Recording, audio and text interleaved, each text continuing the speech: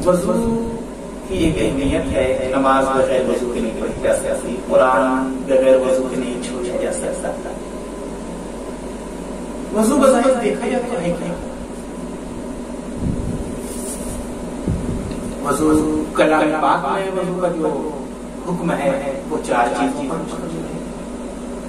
चेहरा धोना, केहूलियों समेत हाथ धोना, चौथाई से का मसाज करना और पाँव धोना, ये फर्ज है 4।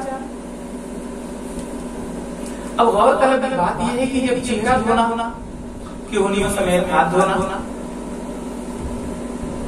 चौथाई से का मसाज करना और पाँव धोना,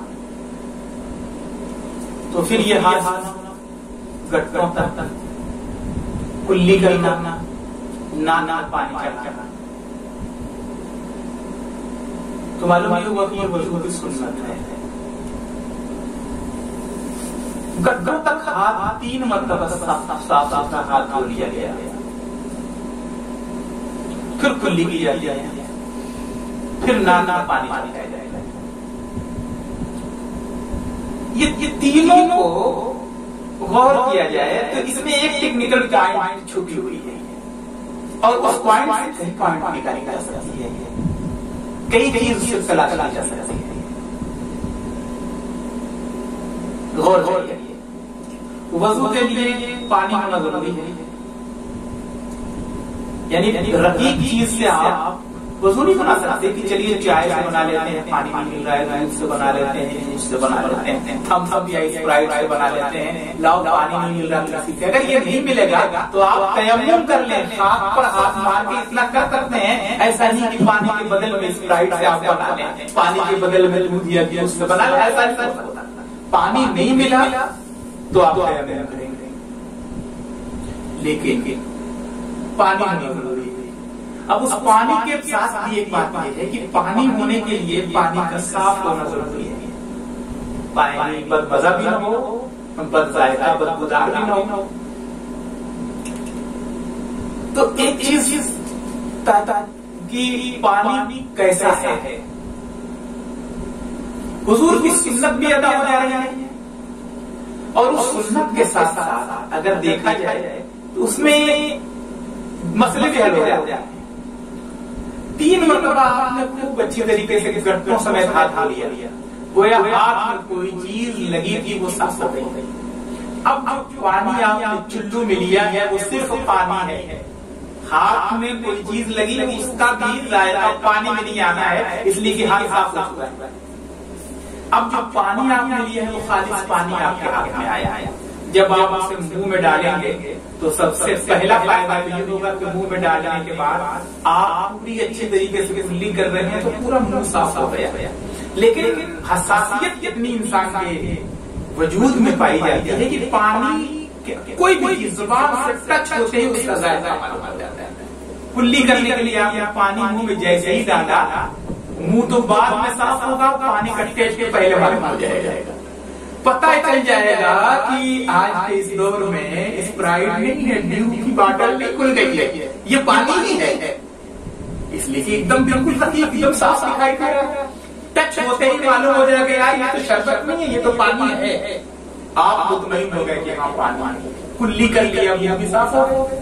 अब दूसरा मामला ये है कि आप नाक में पानी चढ़ाएंगे, सबसे पहले ही नाक के करीब जैसे जाएगा तो आपकी कुव्वते सामा काम करती हुई नजर आएगी। सबसे पहले उसमें हल्की भी बदबू, हल्की भी महक किसी तरह की होगी तो आप फौरन इसमें क्या है, कुछ है आप हटा लेंगे। अब मालूम हुआ कि महक नहीं है तो एक तो बदजायका और बदबूदार दोनों डिसाइड हो गया कि पानी न बदजायका है न बदबूदार है। पहली बात तो ये होगी। दूसरी चीज ये है कि हाथ साफ हो चुका था, अब जो पानी गया था वो पानी ही का जायका था। मुंह में जाने के बाद जायका भी फाइनल हो गया कि पानी है, मुंह भी साफ हो गया। नाक के करीब ले जाते ही फाइनल होगा, नाक भी साफ हो गई, नाक की रतूबत भी साफ हो गई। अब नाक से सांस लेने पे तरीब दिमाग तक तरीब पहुंचा रही है और नाक भी साफ हो गई है। अब उसके बाद देखिए लगे हाथ, जैसे ये तीनों सुन्नतों से फारिग होते हैं, तीनों सुन्नतों से फारिग होते ही फर्ज पर आ गया। नाक में पानी चढ़ाने के फौरन बाद आदमी करता है चेहरा धुलता है। क्यों? इसलिए पानी प्यूरिफाइड हो चुका है कि पानी ही है, वजू के लायक एकदम परफेक्ट है। हुजूर की सुन्नत भी अदा हो गई, पानी भी सही मिल गया, चेहरा डायरेक्ट चेहरा धोते तो हमें अंदाजा नहीं लगता कि पानी कैसा है, लेकिन जुबान से टेस्ट होने पर नाक से पहुंचने तक पानी डिसाइड हो गया कि पानी जायका भी नहीं, बदबूदार भी नहीं है। फौरन चेहरा हमने धो लिया, चेहरा धोते ही फिर हमने चेहरे से ऐसे ही धो कहते हमने हाथ धो लिया, क्यों नहीं उसमें मसा कर लिया, हाथ धो लिया, ये देगा। तो एक चीज ये है कि हुजूर अकरम सल्लल्लाहु अलैहि वसल्लम की सुन्नत करीमा पे अमल करने में खास बात ये है कि सुन्नत पर अमल करने में सुन्नत की अदायगी के साथ साथ उसके बेशुमार फवायद नजर आते हैं, नहीं है वो फवायद हमको उससे हासिल हो जाते हैं। अब किसी को ये मसला मालूम हो या ना हो कि पानी कैसा होना चाहिए, लेकिन अगर वो सुन्नत के मुताबिक वजू कर रहा है तो कम से कम उसका दिमाग तो काम करेगा कि यार ये पानी है या नहीं, इतना डिसाइड हो जाएगा। अगर नाक में पानी न चढ़ाया जाता, कुल्ली न की जाती, हाथ नहीं धोया जाता, तो ये तीनों चीजें अगर डिसाइड न की जाती तो ये मसला एक तरफ रह जाता। तो एक चीज ये है कि आका अलैहिस्सलाम की सुन्नत के अंदर हिकमत है। किसी भी सुन्नत को आप उठा के देखेंगे तो उसमें कोई ना कोई चीज हिकमत में, कोई ना कोई टेक्निकल पॉइंट पोशीदा है।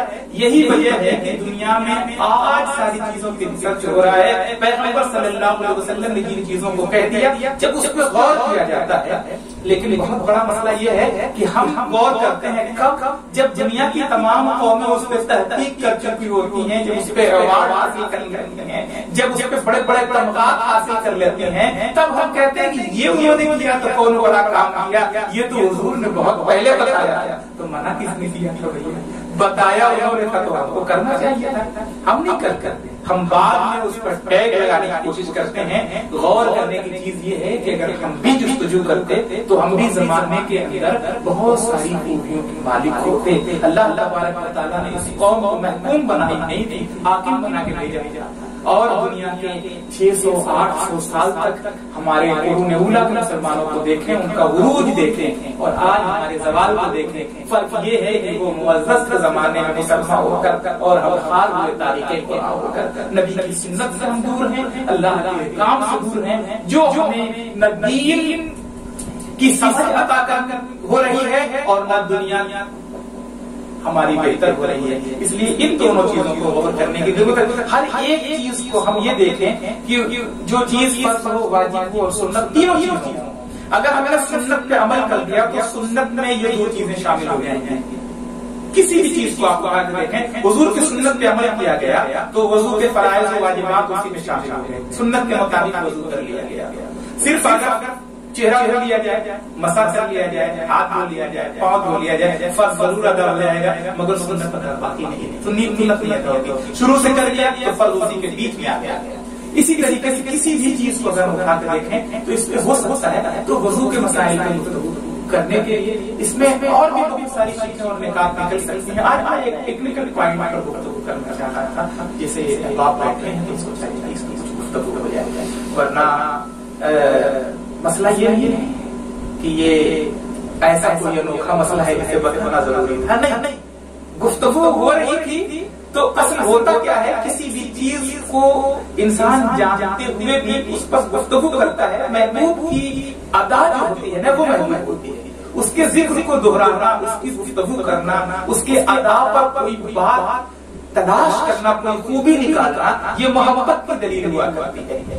वरना ये मसाइल को कोई नई चीज नहीं है, लेकिन उसमें हमने तलाश किया कि महबूब की ये अदा है जिसे हम बेपनाह चाहते हैं। वो जो रब का महबूब है उसकी अदा में हम तलाश कर रहे हैं कि अगर उसने हाथ धोया तो क्यों धोया, कुल्ली की तो क्यों की, नाक में पानी डाला तो क्या, वो हुजूर जाने। मगर हमको उसका जो एक तो सुन्नत का मजा मिल रहा है, दूसरा उसका जो फायदा दुनियावी एतबार से मिल रहा है, उसका दूसरा से वो भी इसमें ऐसे न जाने कितने पहलू निकाले जा सकते हैं। अल्लाह ताला हमें इसके रसूल के साथ मिलाते हुए दीन की सच्ची समझ अता फरमाए। अगर हम आका अलैहिस्सलाम की मोहब्बत के साथ दीन को तलाश करेंगे तो यकीनन हमें दीन अकमलो मुकम्मल मिलेगा, और अगर हम आका अलैहिस्सलाम की मोहब्बत से खाली होंगे तो यकीनन कहीं न कहीं हम गुमराही के दलदल में फंसेंगे और हम अपने अक्ल के एतबार से फैसला करने लगेंगे और उसमें अपने नजरियात को पेश करने लगेंगे। लेकिन ये रसूल के साथ में डल कर